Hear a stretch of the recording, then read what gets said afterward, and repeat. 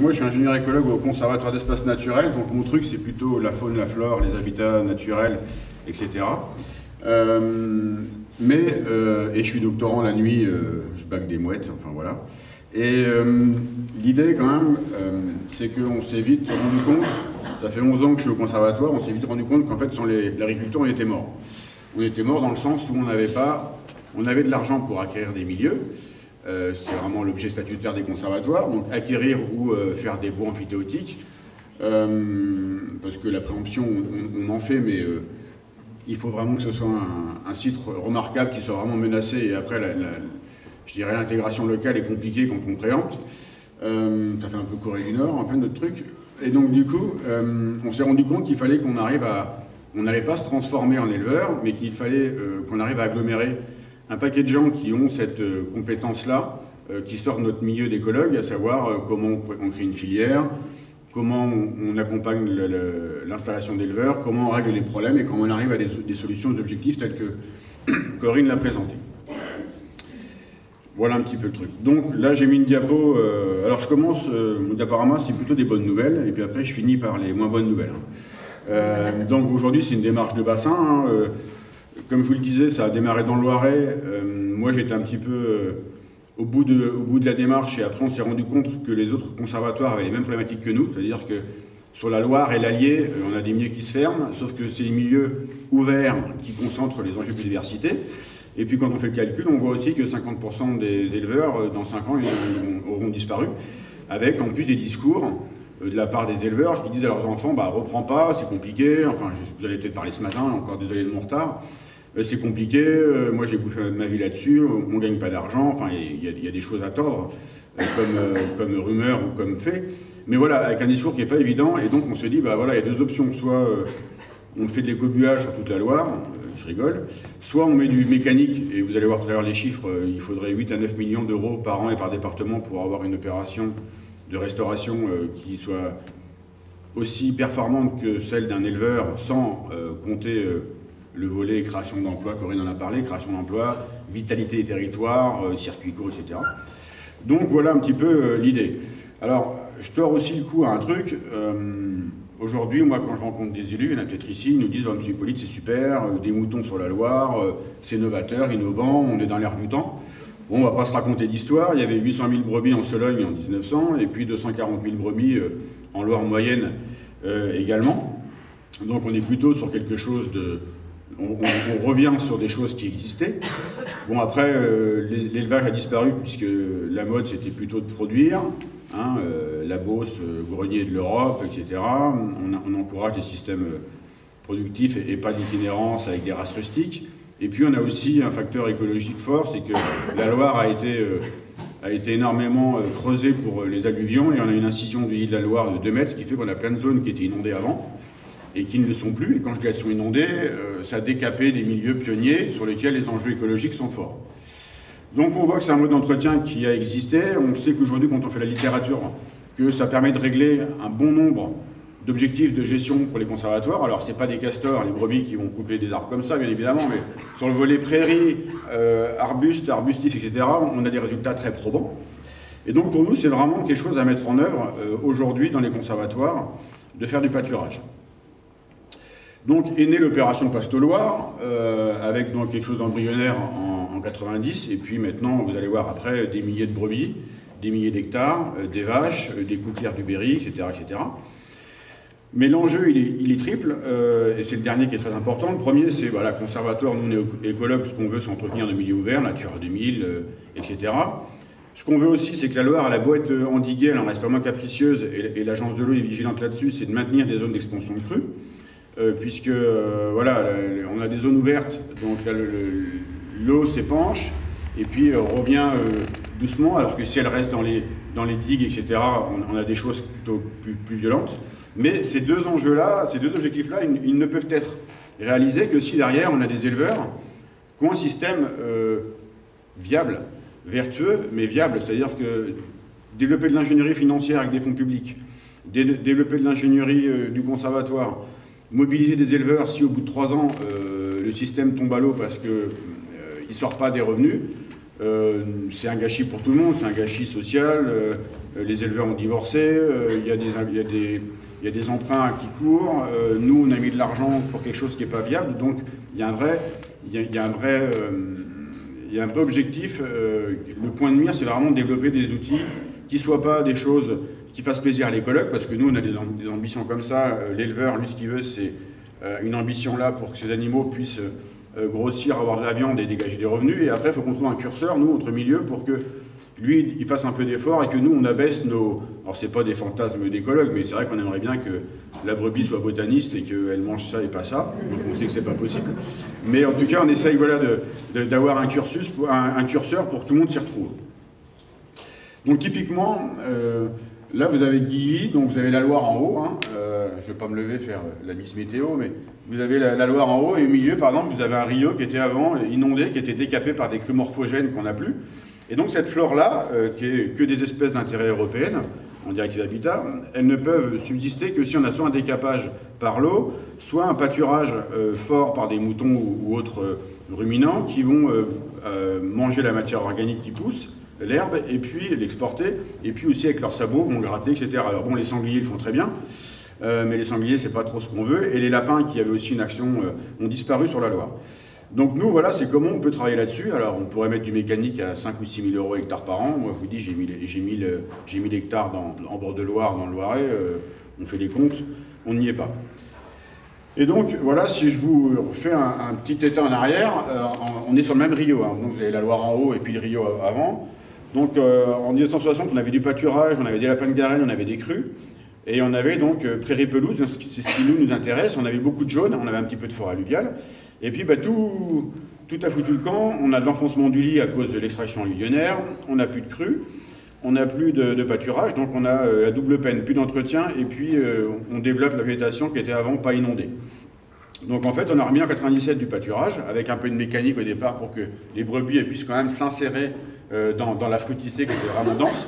Et on commence pêle-mêle. Alors la photo est de 2001, il faudrait que je la fasse en 2020, mais globalement on a commencé à réussir à casser les polygones de fruticée et de boisement pour avoir de la reconquête lente de prairies pelouses. Ça nous a aussi fait réfléchir à des choses. Nous, tous les ans, avant, on broyait les refus de pâturage. On foutait du fric on passe, tous les ans en septembre, boum, on pète tout ce qui n'avait pas été mangé par les brebis. Et grâce à ce copé-là, pâturagiste, on a compris qu'en fait, il fallait qu'on mette les brebis à consommer cette ressource-là dont elles raffolent, aubépine prunelier, à des moments clés de floraison pour qu'au bout de 4 ou 5 ans, on ait une usure de leurs réserves et qu'elles meurent. Donc, sauf que ça ne se voit pas tout de suite. Quand on passe le broyeur, c'est un golf, on a bien travaillé, alors qu'avec les brebis, il faut expliquer aux financeurs, parce qu'on est sur des financements publics, Paste-Loire, qu'on travaille petit à petit. Mais voilà, on a des enseignements qui arrivent tout de suite. Alors après, pâturer bien, ça va, mais il faut pâturer juste. Et nous, le conservatoire, ce qu'on veut, c'est qu'on sait que quand on pâture pas assez, on n'atteint pas nos objectifs, et quand on pâture trop, on est plutôt contre-productif, on va perdre des espèces. Donc on met en place des choses très très fines, hein, des protocoles standardisés. Je ne vous ai pas mis des diapos là-dessus parce qu'on y était encore ce soir, mais on met en place ce que font les écologues, hein, des relevés de végétation, des exclos pour comparer, des transects, pour avoir quelque chose de réplicable, et qu'on puisse comparer tous les ans la même chose qui a été faite au même moment, au même endroit, de la même manière, par la même personne, et pas avoir de biais. Et ensuite, l'idée, voilà, c'est de dire quel curseur on a et est-ce qu'on est bon en pâturage. Parce que l'éleveur, lui, on lui file des objectifs, mais c'est nous qui lui filons des objectifs. Donc, on lui dit, bah voilà, on veut ci, on veut ça, mais pour avoir ci, on veut ça, il faut qu'on lui montre qu'on veut telle plante, pas telle plante, plus de fruticée, etc., etc. Donc, il faut qu'on ait, nous, de la matière un peu scientifique pour savoir si, quand il met ses brebis tôt ou ses chèvres tard, est-ce qu'on a un impact ou pas sur des plantes ou toute une kyrielle d'espèces. Alors, j'ai fait très short, mais globalement... en bleu, c'est ce qui est pâturé, en rouge, c'est ce qui est non pâturé. Si on prend la diversité végétale, donc c'est la richesse d'espèces sur des milieux, on voit en fonction des années et des placettes qu'on a mis en place que, globalement, soit on explose, on multiplie par 2 ou par 3 la richesse en végète, ou soit à droite, on voit que là où ça se réduit, on a, nous, dans le meilleur des cas, une stabilité de nos cortèges. Donc dans les deux cas, nos objectifs de gestion, dans nos plans de gestion, sont remplis, sont atteints grâce au travail de l'éleveur. Les orthoptères, donc les criquets sauterelles, vous allez me dire, mais qu'est-ce qui vient me parler de ça, puisque les brebis ne mangent pas les sauterelles. On est d'accord, sauf qu'en fait, les orthoptères et les sauterelles sont d'excellents marqueurs de gestion, puisqu'en fait, pour la petite histoire, une sauterelle ou un criquet, vous les voyez au mois de septembre sauter dans l'herbe quand vous y êtes, mais les sauterelles et les criquets pondent les œufs dans le sol ou dans des plantes, les larves restent l'hiver dans les plantes, et c'est l'année d'après qu'on a les adultes. Donc en fait, si on broie mécaniquement ou si on surpâture à une année, on est tout de suite sanctionné, et l'année d'après, on a une mauvaise répartition de densité des individus, on le sait, parce qu'on a mal travaillé. Et donc, là, c'est pareil, il y a plein de suivis qui ont été faits, mais on voit que globalement, qu'on soit sur de la prairie mésophile, donc moyennement humide, moyenne sèche, qu'on soit sur la pelouse très sèche de bord de Loire, soit sur de la friche embroussaillée, les moutons, quand on les emmène bien et qu'on leur a fait un plan de pâturage ad hoc, et bien voilà, on récolte en rouge, donc c'est ce qui est pâturé, hein. Et en vert, c'est ce qui est broyé.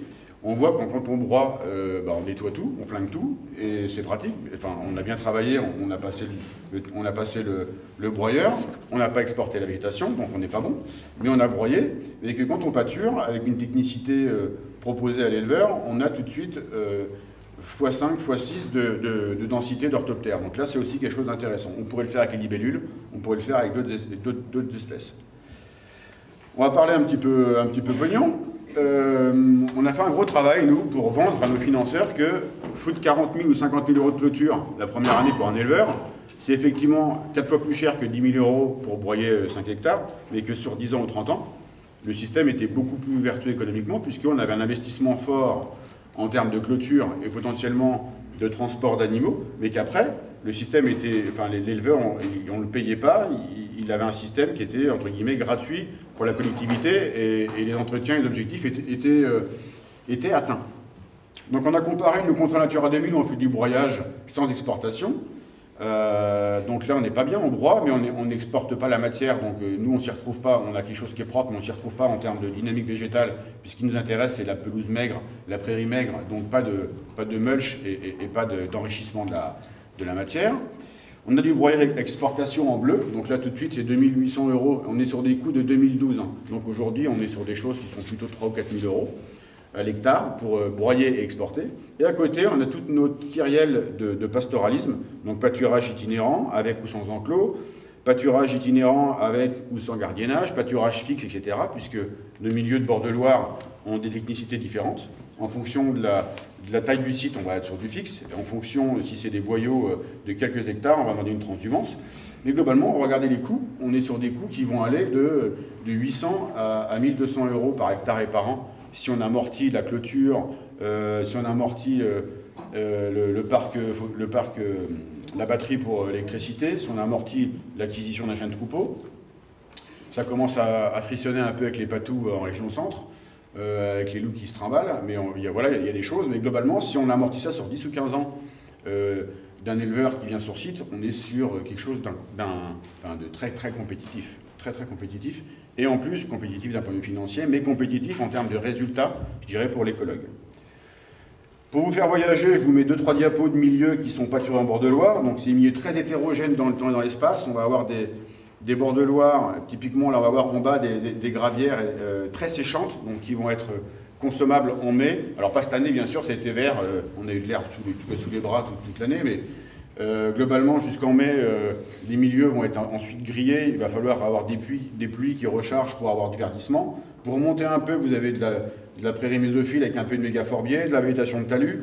Après, il va y avoir du pâturage en sous-bois de forêt alluviale. Donc toute une technicité qui demande aussi à l'éleveur de pouvoir apprivoiser son site et d'être, entre guillemets, bon, il n'est pas mauvais, mais d'être bon sur son site seulement au bout de 3 ou 4 ans, quand il aura compris qu'il y a des glands qui vont tomber sous la chaînée au mois de septembre, qu'il y a une repousse de phragmité ou de jonchée à telle période, que les brebis, elles vont attaquer d'abord tel endroit et ensuite elles vont aller sur la renouée. On a observé par exemple que la renouée du Japon, les brebis n'y vont pas et qu'en juin, elles se jettent sur la renouée du Japon après floraison parce qu'elles y trouvent une vertu purgative. Donc là, il y a eu un apprentissage au fur et à mesure des années sur la brebis solognote, hein, en tout cas, c'est la solognote. On a vu ces choses-là. On a vu également qu'elle se purgeait avec de la tanésie en bord de Loire au moment des miasmes et du paramphistome, elle se purgeait avec de la tanésie pour évacuer des choses. Donc il y a beaucoup de choses intéressantes qui arrivent aussi sur le comportement alimentaire. Bon, Cyril Agrey de ce côté-là l'avait lui démontré chez lui, mais on l'a vu ici sur les bords de Loire. Et puis donc tout ça, voilà, c'était dans le Loiret. Et puis aujourd'hui, on est sur une démarche de bassin, donc c'est vraiment intéressant puisque moi je crois beaucoup à l'intelligence collective. On a aggloméré des conservatoires et beaucoup d'autres structures maintenant, paysans de nature, etc. etc. Aujourd'hui, c'est voilà, 2300 hectares de domaine public fluvial, donc le site appartient à l'État. L'État nous délègue la gestion et nous, on sous-délègue gratuitement le terrain à l'agriculteur, ce qui lui permet, sans être propriétaire, d'avoir de la DPB, de la MAEC localisée, de la prime race menacée, etc., etc. Alors, ça c'était dans les bonnes nouvelles, où tout va bien. Globalement, il faut qu'on mute, Corinne a vraiment dit des pistes de travail et de réflexion très intéressantes, j'arrive un petit peu près au même, mais globalement, aujourd'hui, on sort sur des demandes de compétences que nous, les conservatoires, on n'a pas, parce qu'on n'est pas agriculteurs, on n'est pas conseiller filière courte, on n'est pas conseiller pays leader pour avoir une abattoir mobile ou travailler sur de la filière, on n'est pas chargé de mission dans un plan alimentaire territorial, etc., etc. Donc il faut qu'on agglomère tout un tas de compétences transversales pour nous aider à faire évoluer les choses.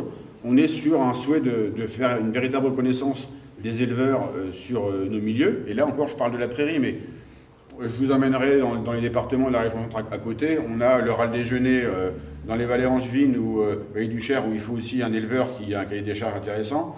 Goutan-Canepetière ou Courlis-Cendré en Champagne-Berrichonne, il nous faut aussi un agriculteur ou un polyculteur élevage qui puisse faire de la luzerne, du régras, de la céréale et potentiellement une agriculture de conservation pour mettre des brebis, pour pâturer les regains et pas travailler le sol exactement pareil. Moi aujourd'hui j'ai acheté une zone avec du pélobat de brun, c'est un crapaud qui s'enfuit, il y a 80 hectares, il nous faut un agriculteur qui laboure plus le sable, donc on est parti sur du soja à la lentille bio avec un itinéraire bio avec des RC-tri mais plus de labour, etc. Donc aujourd'hui si on n'a pas d'élevage, de polyculteurs éleveurs, d'agriculteurs sur les sites du conservatoire avec des pratiques un peu ajustées à nos enjeux écologiques, en gros on est cuit. Donc il faut vraiment qu'on arrive à faire évoluer tout ça. Donc il faut qu'on diffuse, j'en ai un peu parlé, mais les questions qu'on se pose aujourd'hui, il y a plein de gens qui se les ont posées avant nous, donc il faut qu'on arrive à capitaliser tout ça pour ensuite donner des informations aux éleveurs et avoir envie de les faire évoluer vers ce qui est intéressant. On a des éleveurs donc aussi qui font des choix, c'est-à-dire qu'on ne va pas...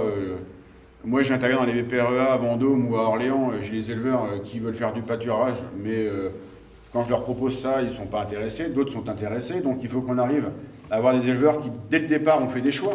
Les faire évoluer sur leur pratique, c'est bien, mais dès le départ, qui ont fait des choix, de dire, moi, je veux un vrai projet de territoire, je veux travailler sur une agriculture vertueuse, je ne dis pas que les agriculteurs sont des pollueurs, ça je veux dire, mais qu'aujourd'hui, nous, sur nos sites, par exemple, l'antiparasitisme, la prophylaxie, ça a été des choses pas évidentes à régler. Il a fallu qu'on arrive à faire de la prophylaxie hors nos zones, parce qu'on a aussi des coléoptères, etc., qui pourraient mourir au champ de combat avec des crottes avec de l'antiparasitaire. On n'est pas forcément sur bio ou pas bio, puisque moi j'ai des éleveurs qui ont des pratiques très vertueuses, mais qui ne veulent pas passer en bio pour se garder le droit d'avoir des traitements en cas de prophylaxie forte. Donc on est là-dessus. Il faut qu'on développe aussi des systèmes économes, qu'on trouve où est-ce qu'on peut avoir des marges de progression en termes de gains. Et donc là, il faut qu'on s'associe des choses. J'ai travaillé avec la Chambre d'agriculture, j'ai divorcé, puisqu'on avait... non, pas de problème là-dessus. J'ai divorcé puisqu'ils ne croyaient pas notre modèle et ils ne défendaient pas notre modèle. Et pour eux, c'était 500 brebis en bergerie. On voit qu'aujourd'hui, politiquement, il n'y a plus l'élevage en région centre. Et n'existe pas politiquement, c'est-à-dire qu'il n'y a aucun éleveur quasiment qui est dans les chambres d'agriculture, il n'y a pas de syndicat ovins, etc., comme il y avait il y a 30 ou 40 ans. Les discours dans les chambres d'agriculture, en région centre, je précise, sont... Voilà, l'élevage, oui, mais c'est 500 brebis en bergerie, donc on n'est pas sur nos systèmes que nous, on souhaite développer, qui sont pourtant vertueux. Donc il faut qu'on travaille là-dessus. Voilà, un ajustement progressif, des réflexions collectives, du partage de connaissances, mutualiser les résultats pour ensuite avancer avec des pistes éprouvées qui marchent. Tout ça dans un souci effectivement de toujours avoir un système viable et productif.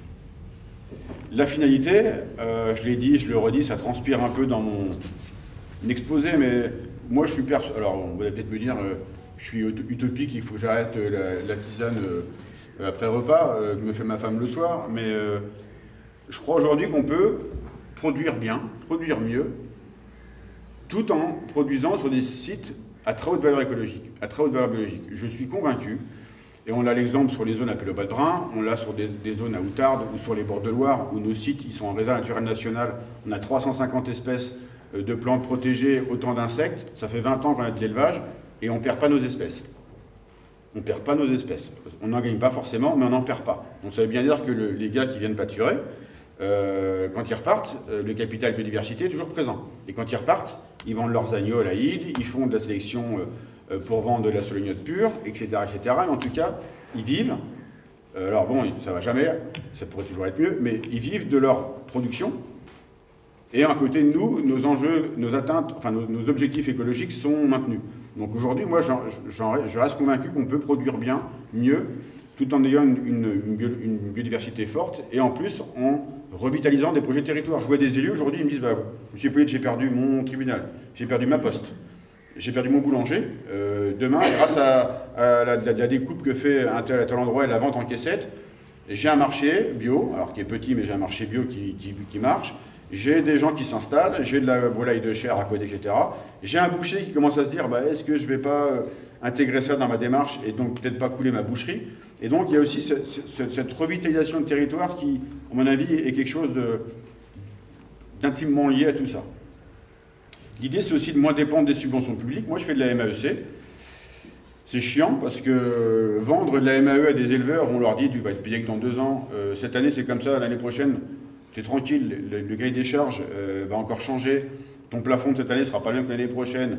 La note, voilà, ça va encore changer. Comment voulez-vous vendre un outil d'aide qui est illisible, pas pérennisable, avec une vision à 1 an? Ça fait, on est en temporaire, on est en intermédiaire depuis 2 ans, donc on fait des MAE avec des diacs tous les ans. Les gens veulent avoir une vision sur 2, 3 ans ou 5 ans, comme c'était avant, avec, on a connu les MAE, les CAD, etc. Donc c'est compliqué, les subventions, je l'ai dit tout à l'heure, nous on a perdu l'ICHN, la prime à la race menacée c'est compliqué, le maintien des prairies permanentes c'est compliqué, donc essayer de sortir de tout ça, c'est quelque chose d'intéressant. Alors peut-être que je fabule, j'ai cru au PSE, au paiement pour services environnementaux, aujourd'hui j'attends le retour de l'agence, mais quand je vais au Portugal par exemple, je vois l'État qui paye des éleveurs pour aller faire d'entretien de broussailles dans un souci de lutte contre les incendies. Mais je dis demain, pourquoi on n'aurait pas un PSE ou une aide en disant je ne te donne pas de l'argent parce que tu pollues, et je veux que tu pollues moins, je te donne de l'argent parce que tu réponds à un vrai service environnemental qui est par exemple la lutte contre les inondations. Donc, et ça permettrait aussi de changer le rapport de force qu'on a entre écologues et agriculteurs en disant les MAE, aujourd'hui je donne des MAE parce que je te demande de moins traiter, je te demande de faucher plus tard, donc je t'impose une contrainte en disant que tu travailles mal. Et travailler en disant je vais donner de l'argent parce que tu fais des choses bien, je trouve qu'intellectuellement c'est plus intéressant. Et après ça c'est un peu grâce à Corinne, ce que j'ai mis, on est sur de l'appliqué, mais Corinne elle est venue me voir il y a 1 an en me disant bah, c'est vrai que la Loire, c'est pas connu, pourquoi les éleveurs viendraient sur la Loire. On a créé une bourse foncière sur Green où c'est un peu le bon coin de l'éleveur où on met nos parcelles vacantes, parce qu'on a des parcelles qui sont aujourd'hui avec des éleveurs. Moi j'ai environ 1000 hectares dans le Loiret où je pourrais avoir des éleveurs, où j'aurais besoin d'avoir des éleveurs pour entretenir des milieux avec un bail gratuit, etc., etc. Et je les ai pas, donc on met ça en lumière. On a mis en place une étude socio-économique pour comprendre comment étaient perçus nos écologues par les éleveurs. On forme les éleveurs, pas au criquet, aux sauterelles, mais pourquoi on leur demande de pâturer à tel endroit, à tel moment. C'est aussi important qu'ils comprennent le jusqu'au boutisme de notre démarche. Et puis après, des leviers forts. L'abattoir mobile, on travaille avec l'Ardéar, parce qu'aujourd'hui, moi, dans le Loiret, j'ai un abattoir à Vendôme, il y a un abattoir à Cône-sur-Loire qui est en phase d'obsolescence. Donc qu'est-ce qu'on fait si demain, un gars veut me dire, je vais m'installer, mais j'ai 4 heures de voiture, 4 heures de bétaillère pour emmener mes animaux en termes de coûts. Donc il faut qu'on réfléchisse à cette création d'abattoir mobile. Il y a aussi un souhait de ne plus emmener ces animaux à l'abattoir, mais de les tuer à domicile, de la part des éleveurs. De développer voilà, des choses avec des politiques locales. Il y a la GEMAPI aujourd'hui en Bord-de-Loire. Hein. L'État délègue la gestion au Comcom. Ok, moi je pense que le pâturage peut régler une partie de la gestion des milieux aquatiques. On travaille sur des projets alimentaires parce que c'est une partie de l'équation. On crée une marque et un label. On s'est fait défoncer par la Chambre d'agriculture, mais néanmoins on va faire on va créer un label agneau de Loire, etc., etc. Pardon. Elle est bien celle-là.